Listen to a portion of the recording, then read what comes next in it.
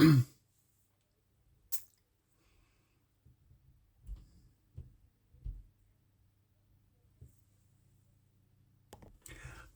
morning and welcome to the 111th Bible study. We are at the moment looking at the history of the divided kingdom of Israel and Judah. And at the moment we're looking at the ministry of Elijah.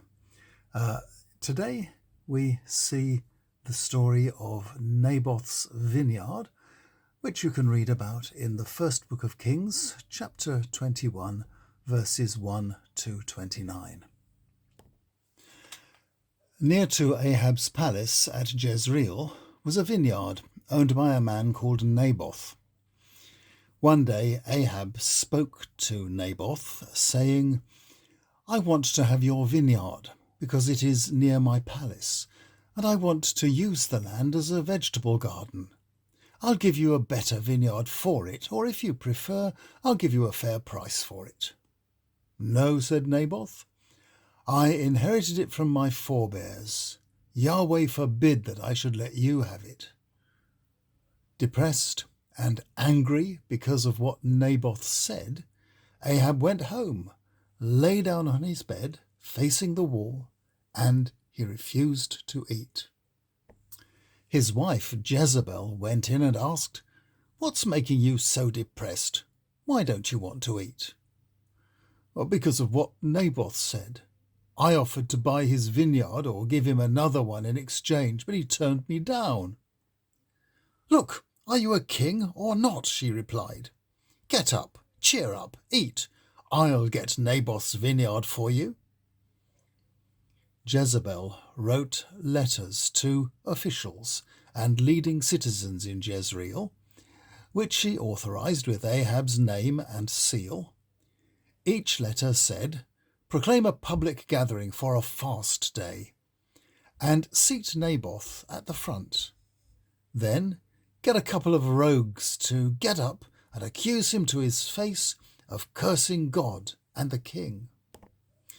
Then get him taken outside the city and stone him to death." The officials and civic leaders did so, and the message was sent to Jezebel, "Naboth has been executed."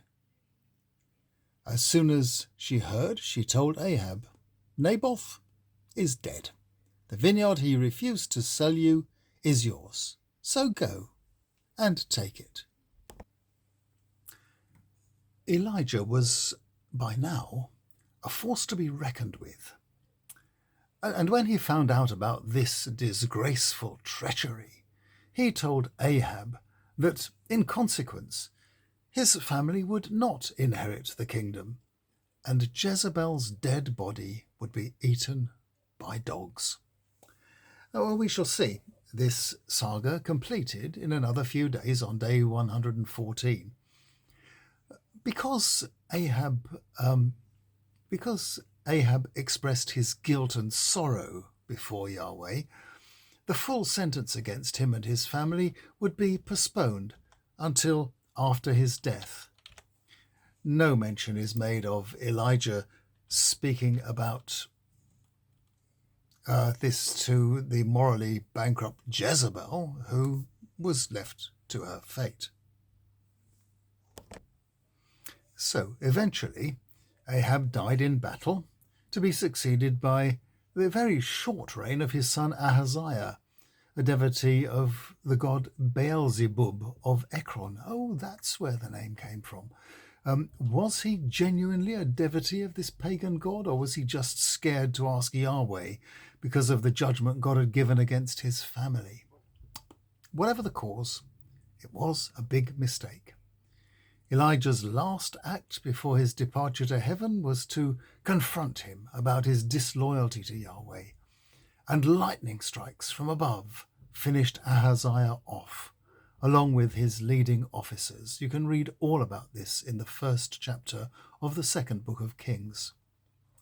Back on day 22, we looked at Elijah's departure from the earth in a whirlwind or a tornado, witnessed by his heir and successor Elisha.